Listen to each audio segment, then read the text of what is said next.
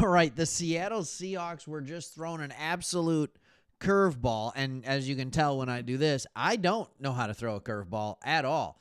But what I do know how to do is talk about Seattle Seahawks football. Hey, if you are new to this channel, my name is Craig. Me and my buddy Chris started this a few years back.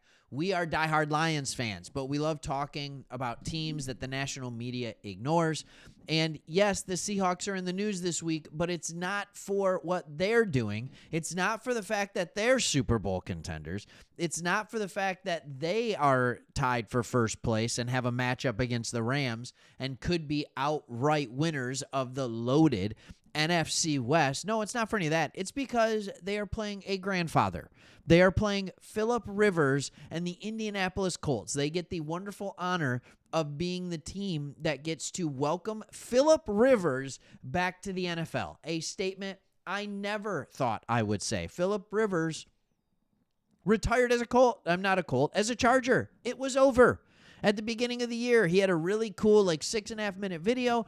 You should watch it. It's really fun. And now all of a sudden he's back as a Colt, and where he played his final season in the NFL. And in this video, I want to talk about what that does to your game and what that does to your chances of winning versus Riley Leonard playing and starting. But I also want to talk about something going on your defense. We'll play a clip from Mike McDonald talking about one of your best defensive players. So first, let's start talking about this. Look, this is interesting. Shane Steichen and Phillip Rivers have a long history with each other.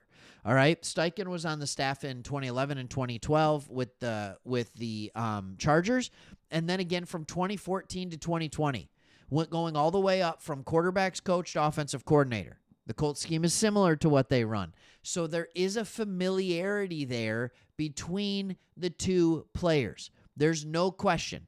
In fact, Mike McDonald said, if anybody can pull it off, I'll let you see the quote. If anybody can pull it off, it's him. All right? This is interesting. Who is nearly 8 years younger than Phillip Rivers. The guy is probably one of the best competitors in the history of the NFL. I'm sure he wouldn't do it if he didn't feel like he was ready. So we're getting ready for him like he's been playing the whole time. Well, it's probably a good thing he hasn't been playing the whole time because he's 44. He might have died. All right? Only Tom Brady can play the whole time between 40 and 44, apparently. So Phillip Rivers, the last time we saw him play, I don't want to mince words here, and you're going to hear this correctly. The last time Phillip Rivers played was in 2020. Wow. And yet we're somehow making this game all about him. I think this is hilarious that he is a grandpa. We all know he has a ton of kids. We all know he's known for smack talking without swearing. We know all this kind of stuff. But I can't think of a defense that I would want to play less. Maybe a team that just has more of an imposing pass rush than the Seattle Seahawks, but I can't think of a secondary and overall defense that I'd really want to play less if I'm coming in off of 1 week of practice, out of nowhere, 44 years old, and I'm going to try and play football in the NFL. Nope. Do not want to play against this defense. So here's the deal. I think it's a cute story. I think the Seahawks absolutely obliterate them. If I can be completely honest, if you're at a point where you're turning to Phillip Rivers to come play quarterback, you're at desperation mode. Here's the only concern that you might have as a Seahawks fan. Is there this idea of all of a sudden everybody's hyped and pumped up, let's go, right? And they have this new player coming in, and he's actually been slinging it around pretty decent at practice. I don't know. Here's what I do know about Phillip Rivers. When we last saw him on the field, he played an entire season for the Colts, and his last 2 years actually were pretty similar to all of the years before. Phillip Rivers was never the guy with the massive arm. He was never the guy with extreme speed, that's for sure. All he ever was a guy that was a great competitor and a heady football player. That's what he was. And he actually played really well. But again, that was 5 years ago. It's 2025, people. It's 2025. All right? So, yes, I don't think that this is going to be a good thing. Now, here's what I do want to talk about. Devin Witherspoon and just what this Seattle defense did to this last week. They were phenomenal.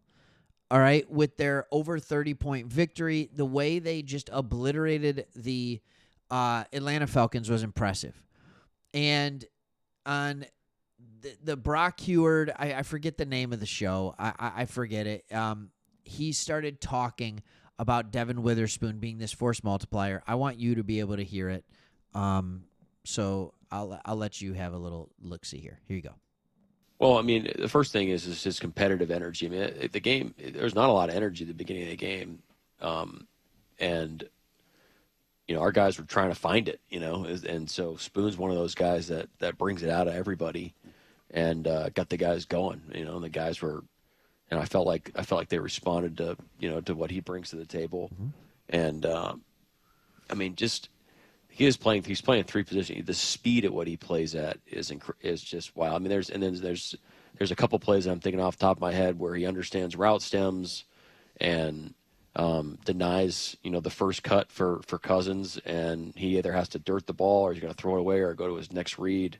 Some just like high level stuff, and then the interception he made, I think, is just a great microcosm of his game. Just, you know, we're bluffing a blitz and.